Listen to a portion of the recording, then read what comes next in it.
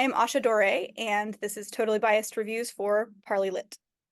I'm Ira Sukrungruang. I was Asha's former teacher like many moons ago, and I'm a writer. I published six books, and the latest one is This Jade World, which is a memoir.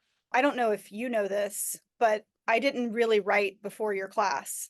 I have been writing creative nonfiction ever since, so thank you.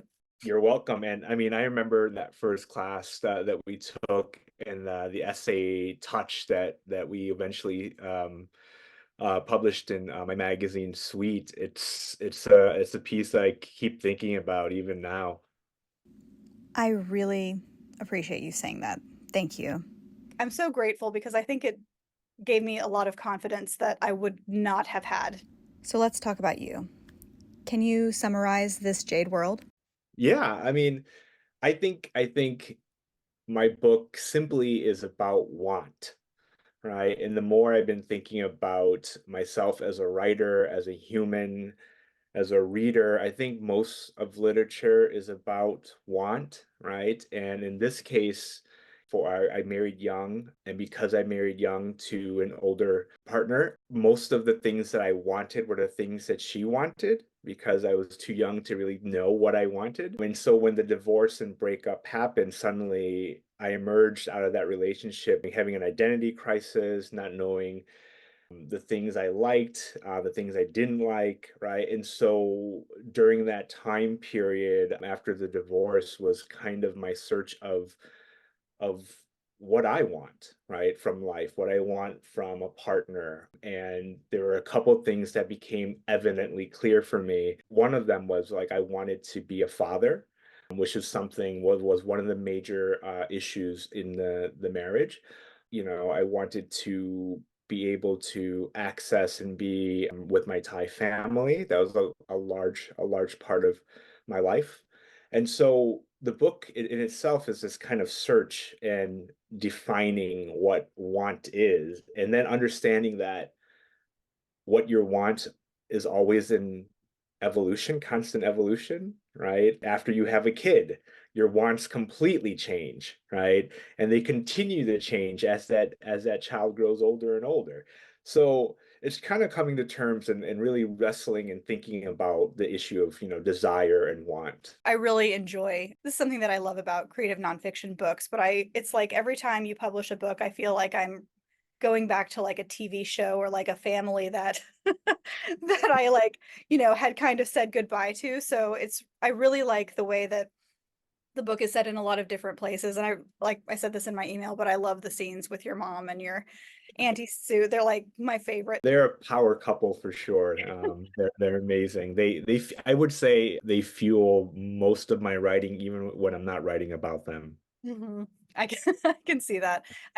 They're so like adorable and funny. Okay, so tell me about your favorite scenes. I mean, I know that's hard, but do you have any that are just precious to you? Or Um, I think to me, this book was the hardest book I've written, and I broke a lot of rules writing it. I think in prior to writing this book, I always say in my classes, in my creative nonfiction courses, especially in the beginning one, that a writer needs a certain amount of emotional distance to write about, aspects of their past and their life so that they can gain a level of insight that immediacy denies them.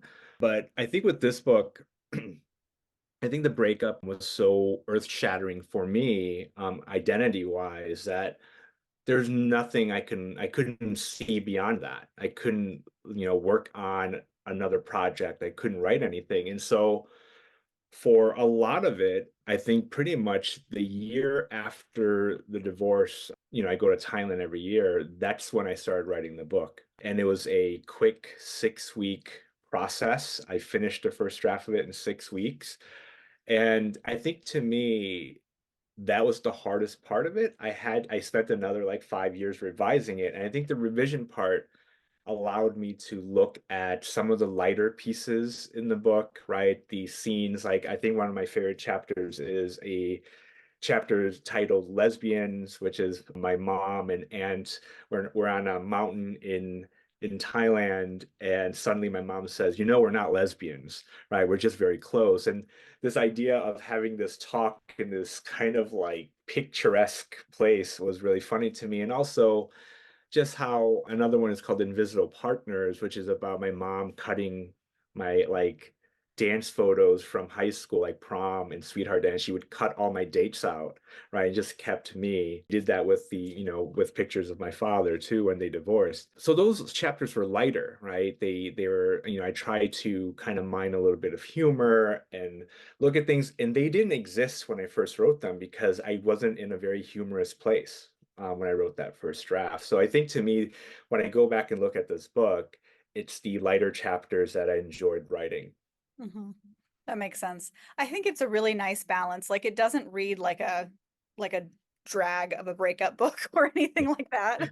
It's very cinematic and clear. There's this musical clarity in your writing that is so nice, but it just is inviting even if the scenes are really heavy.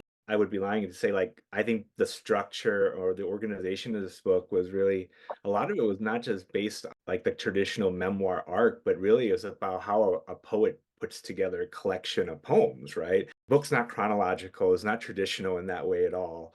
It's very fragmented, and the things that I'm drawn to in poetry is like every time I enter a poem, I enter a different world. The themes might be like resonating, right? They may kind of like echo back, but every time I enter a poem, you're entering another universe. And I felt like when I was writing this book, I wanted each chapter to present their own kind of set of rules, right? And then as you make your way through, everything kind of builds on each other, just like a really good poetry collection.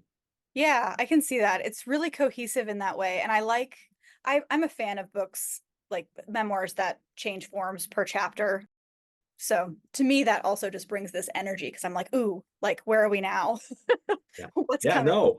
Yeah, there's like a surprise thing, right? Like, 'cause you Yeah. don't know after you end a chapter what that world is going to look like next, right? And I kind of love that like you're always on the edge of your seat. Yeah, it's very much, I think, how we experience the world too. It's, you know, Yeah. this sort of urge to contain a life story in this really straightforward arc is great and fun, but it's Yeah. not how we experience the world. We experience the world remembering things as we're living our lives. If you've gone through something that really shakes you up, like, you know, like a breakup or a death in a family or a death of a close one, like nothing, to me, nothing really presented itself chronological. Like it was, everything came at me all at once. Pretty much, I think to me, the joy of writing the book was not imposing an order to it, but really trying to retain perhaps the things that I was going through at that time and how like these memories would come back over and over again. I think that that's really valuable for readers. I think that there's something really important about communicating what you were just talking about to a reader because when we are experiencing that, I think it feels like we're very alone. I'm the only one who experiences it this way. I'm the only one who gets overwhelmed by this and can't make sense of it. But when you kind of make sense of it in a lyrical way, it's like, oh, this is true to the experience and it's also cohesive. And I can be in this world and also remember my own experiences of this and learn something alongside the writer. When I first wrote the book, I think the only reader that I imagined was just myself, right? Like the door was completely closed, and I felt like I had to reckon and face some things alone before I could really open the door and share it with others. I mean, I think I kept the book a secret for quite a bit until I was ready to show it to other people, just to have other eyes. I showed it to my ex, of course, because she was a large part of the book, and I wanted to make sure that she, you know, read the pages and told me what she thought and stuff like that. Thinking about it now, like what when the book came out, who'd I envision it to go out to? That's tough. That's a tough question. I think part of it, I think, because my not yet born son, not even configured yet, he was just like a want, right? I think part of the book ended up being somewhat about to him, right? In that, you know, he's going to get older and he's going to have heartbreak and he's going to experience all these things. And one of the things that I am always wrestling with as a father, who's raising a boy, is that, you know, this kind of closed in feel that sometimes men feel, have when experience a breakup, right? And part of the thing for me when writing this book was to really rip the band-aid off and really talk about it up front, like what happens to you. It's okay to be vulnerable. And that's the thing that I think this book is really talking to people who have a fear of vulnerability, people who are afraid to share some of these things, right? I think this book is written for those who aren't, I guess, who find it difficult to open up. Mhm.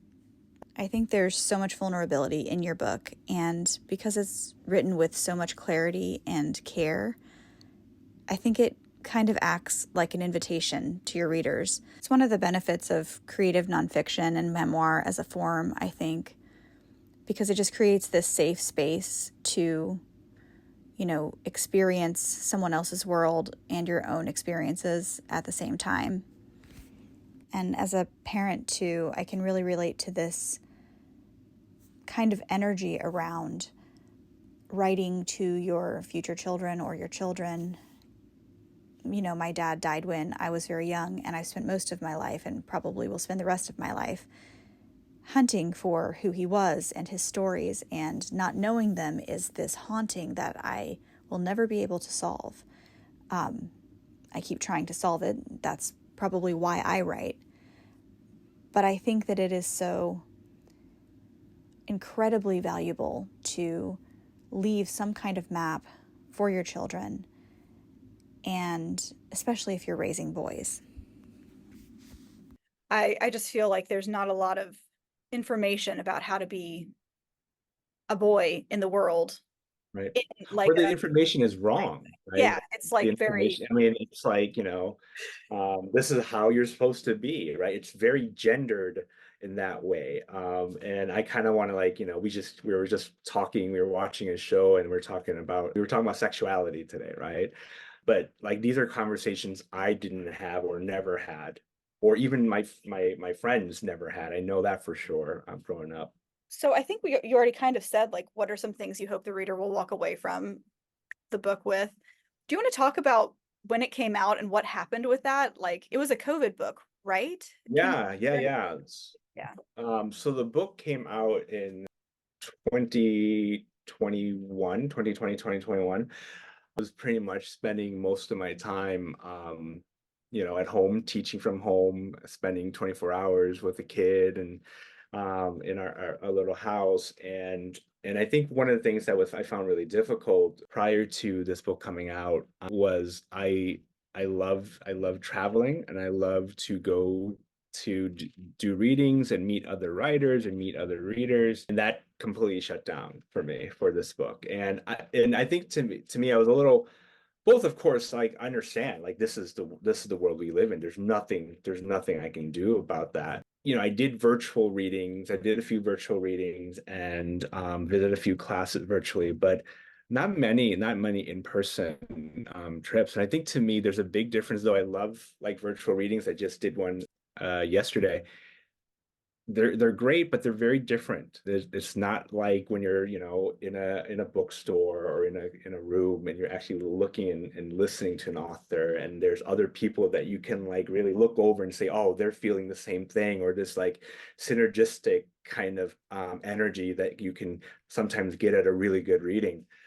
So I kind of miss that, and because I find, I before this Jade World, everyone was like, "What's your favorite book?" I was like, "I love all of them, but this is my favorite book," and it was because it's my hardest book. I felt like it's not just the working hard, it's the revisiting really hard places, right? And wanting everything for this book to be perfect for me, right? In my brain, and just keep going back to the revision and over again. And so when it came out during COVID, it was really difficult to say like, oh, my favorite book isn't out there, right? Isn't, or at least isn't out there the way it could be. Mhm. Yeah. Yeah, I think that's really unfortunate. I really like this book a lot. Like, but that's like my personal preference with all creative nonfiction is like the most edgy thing told in the most soothing way. Yeah. It's like my Yeah. favorite combination.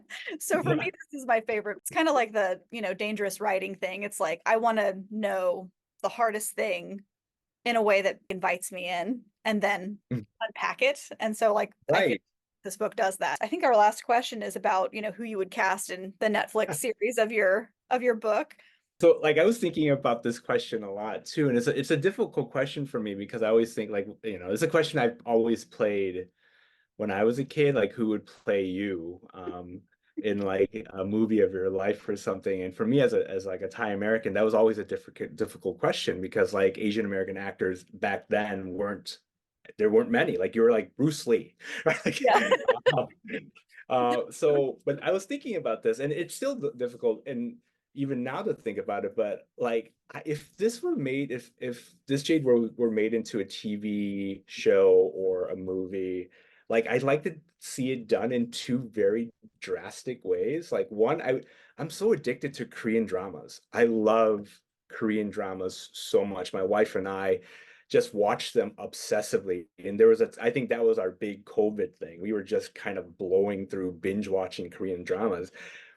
I would love to see the book as a Korean drama by like an act and someone who plays me like Park Soo Jung or something like that, who's one of my favorite actors in there. He could play me. Or the other way I thought about is making it like a complete comedy that stars like a comedian like Bobby Lee, right?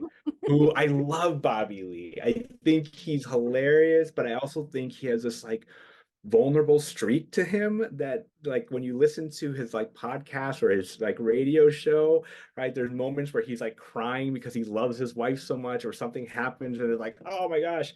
So like I could see it those two ways. But one of the things that I think that I loved about writing this book was I wrote it because I wrote it mostly in Thailand. I was really able to saturate myself in the landscape of Thailand too, where like part of the book is really set in that 1 year after the divorce in Thailand. And so I was really able to get a cinematic feel of place, right? I always used to describe Thailand like the flat of Thailand to be like the flat of the Midwest, and it's nothing like that at all, right? And I think during that trip was when I really opened my eyes into like to really take in place in a very different way. Seems like such a beautiful place with so much going on. And I really like how I can't remember what the name of the chapter is. I like have my little tabs here, but there's one of the chapters you're talking about some of like the military stuff that happened in one of the towns, and just like I thought it was so interesting the way that that kind of reflected, different sort of occupations and like overwhelms and takeovers throughout the book, Yeah. like Yeah. it was so well done. And also I'm like, ooh, cool history. Uh, you you know you have to get to Thailand if you can at some point. It is, I mean, it's the place where I want to end up eventually, right? Like that's going to be it. There's something about the rhythms. I'm teaching right now a course on place and placelessness and home, and we were talking about like biorhythms and how our bodies are in sync with like place, and sometimes are like clashes with place. And I think Thailand for me were in sync the way like upstate New York I was not in sync with. Like there was something that was like oppressive, like the clouds were like weighing heavy on me. But there's something about the rhythms of that country, the feel of it, the culture, the people, that's like it's like a beating in my body.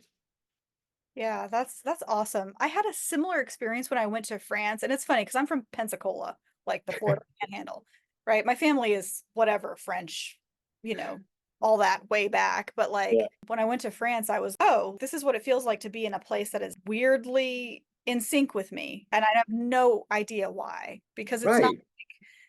I mean, I loved it. It's beautiful, right? But like I've been to a lot of beautiful places. I went to I love Beijing was like one of my favorite places. I love the Dominican Republic. My partner's from there, and something about there's like a thrum Yeah. sometimes. So Yeah. I think Yeah, and you don't know it until sometimes for me, you don't really know it every time I really know is when I leave it, hmm right? right? And you're like, oh, that's what's missing now. That's the thing I'm not feeling. Yeah. Yeah, it's like a tearing away of something.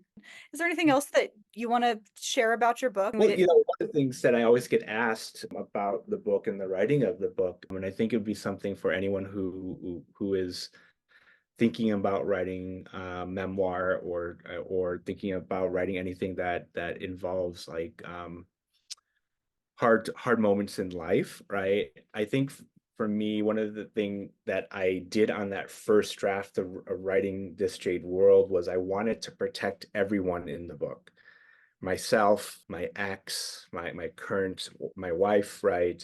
All the people, my mom, my aunt, and all, the whole Thai family that this book kind of covers. And because I wanted to protect them, I put a wall up in the writing that at that time I don't think I was able to actually like go through yet.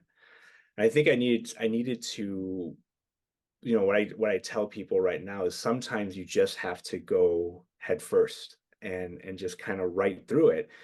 And I think the biggest thing for me that really helped me out was I had to separate my identity as a writer, by which I mean I had to say I had not to think I didn't want to think about publishing. I didn't want to think about the end goal, right?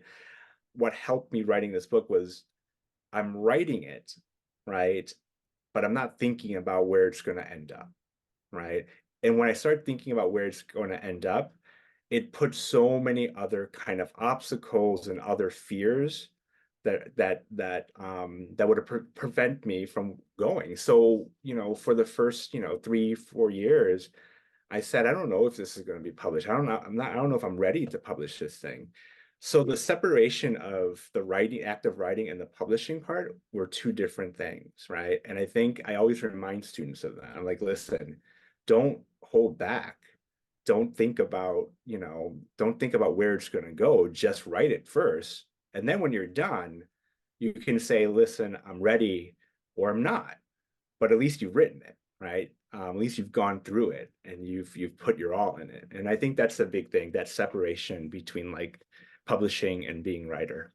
Things that was easy and difficult about this book was like because I was writing it immediately after that, and I wasn't really thinking about where it was going to go, that it retained some of the urgency and also some of the confusion, like fresh confusions I had with myself. That was in there because I wrote it so quickly. And then when I went back to revising it, it was easy to then say like, okay, let's really kind of look into this part a little bit more. There's you've left a kernel of something that needs to a little bit more exploring, but I try to retain that initial impulse, right, of what I was feeling at that time. Mhm. Yeah, that makes a lot of sense. And I think it really comes through in the narrative. And, thank you so much for all of this. I really appreciate your thoughts on the craft of your own writing and the process that you went through with this book. I think it's unusual and in a really good way. And, I really appreciate and cherish everything that I learned from you way back in whatever, 2007 or something like that. So I love that I'm still learning from you and your amazing writing. So thank you for coming today. And thank you for doing this, Asha. This is really nice. So I'm going to read 2 chapters from this Jade World. The first chapter is called After the Hysterectomy. When you meet someone at 21, someone 9 years older and wiser, you learn the world through her eyes. You are a blank slate, a boy who hasn't lost enough. You adopt what she wants and her views on life, her interests, nature, birds, the infinite flat of Illinois, become your interests. And suddenly, you, the urban misfit, find yourself donning a pair of binoculars and aiming them in a tangle of branches, leaning your ear to every tweet and twitter, any rapid flap of wings.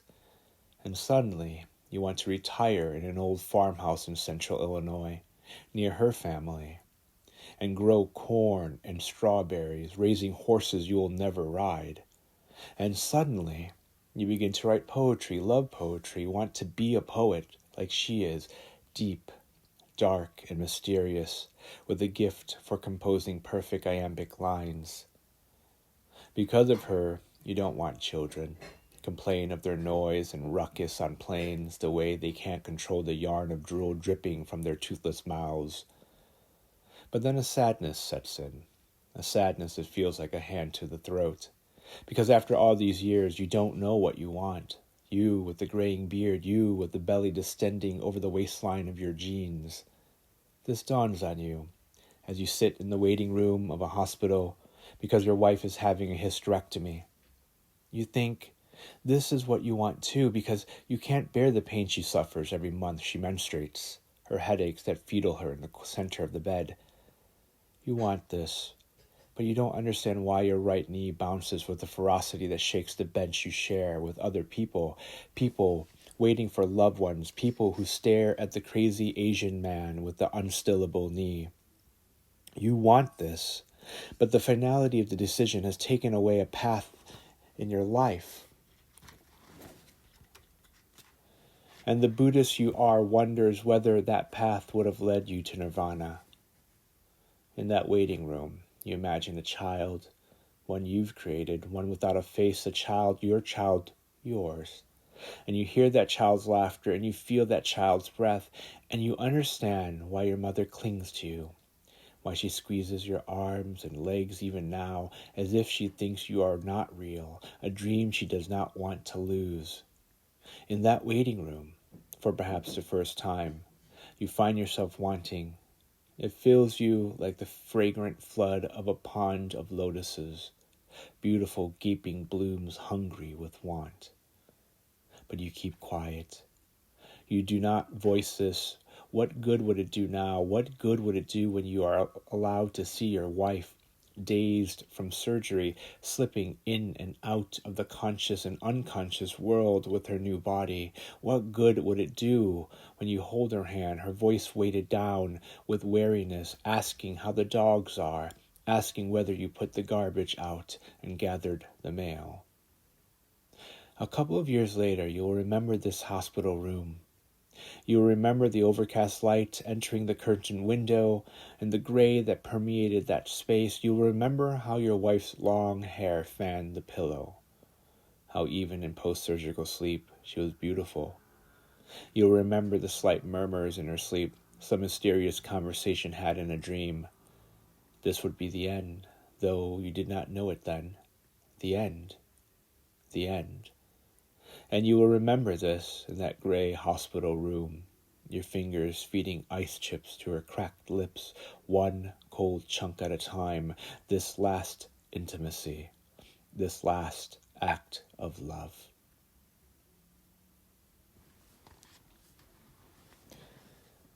The Gastropub. A week before my annual visit to Thailand, a few weeks after Katie's hysterectomy, I was a couple hours early for a doctor's appointment in the fancy part of Tampa, and instead of going home to let the dogs out, or to sit on the couch with Katie, watching her favorite show at the time, Dead Like Me, I parked the car and went into the new glitzy restaurant next door, which wasn't labeled a restaurant, but a gastropub. The gastropub was hip in the way I wasn't. It was soft lighting and high ceilings and rich dark wood floors. It was European electronic mewed music. It was Florida men with pec-exposing shirts that V'd so deep revealing squiggles of chest hair, and Florida women with short skirts and high heels and blouses that barely contained bosoms. Every table had a tablet where patrons ordered food and drinks. Though it was still early in the evening, the restaurant was a loud beehive of conversation, a mixed cocktail of hormones. I wanted to leave and sit in the car, blasting Chicago's greatest hits. This brand of music was what I had listened to in the past 3 months, sappy ballad bands of the 70s and 80s that immediately brought back my teen years. Every song covered adolescent heartbreaks, which were many. And the teenager I was locked myself up in my room and listened to Open Arms or Can't Stop Loving You, recorded over and over on a cassette tape, while writing in my journal how love sucked. Love did suck. Love sucked now. The distance between me and Katie had grown too wide and too deep. There was a time we shared every facet of each other's life, when there was no secrets. There was a time I would have called and told her about how ridiculous the restaurant, no, gastropub, was, and we would have laughed at the absurdity of people. I missed my wife, though I saw her every day. Why then was I here? Why then did I take a seat at the bar? Why did I slip my wedding ring off my finger and put it in my pocket where it rested heavy against my thigh? I ordered a beer and a basket of fancy fries and watched. I watched how people interacted and whether it was possible for me to interact like them. I noticed the lean of young lust, the way the woman at the table nearest me laughed at something the gentleman with her said, laughed and leaned into his chest. Or how some men, like the one furthest from the bar, kept talking and talking non-stop minutes straight. I couldn't hear what he said, but it seemed important and exciting only to him, and the woman he was with obliged him with nods. Or the couple that seemed to know each other, perhaps married, sat and talked with the intimacy of close friends, and when she rose to go to the restroom, she gave him a soft peck on the cheek. A woman in a business suit took a seat next to me. I scooted over to give her more room, but it seemed like I moved because I thought she smelled. "Hi," I said. She smiled. I liked her smile. I liked the sea glass pendant around her neck. I remember terrible pickup lines I used pre-marriage, like, "Your hair smells so good, I was wondering what shampoo you used," or "Your smile's like a Cheshire's cat," or "I think you've been missing me." I didn't know why these lines came to me now. The same reason I didn't know why I took off my wedding ring. I didn't know, but I knew. The bartender planted a Bloody Mary in front of her with a tall stalk of celery. "I need this," she said to herself. "Hard day," I said. "Been better." I nodded. "I hear that." I sounded like a fucking idiot. The woman drank her Bloody Mary. She sighed with pleasure, with exhaustion. I sighed, because this was not where I was supposed to be. But it was where I was. It would be where I would end up months from now, at bars like this, at gastropubs like this. Only I wouldn't be shy to talk to strangers. Sometimes strangers talked back, and my wedding ring would be elsewhere, stored in a cigar box of pens and Buddha pendants taken off permanently, my tan line on my finger disappearing. I finished the bear. I finished the fries. I moved to leave. "Have a better day," I said to the woman, but she didn't hear me.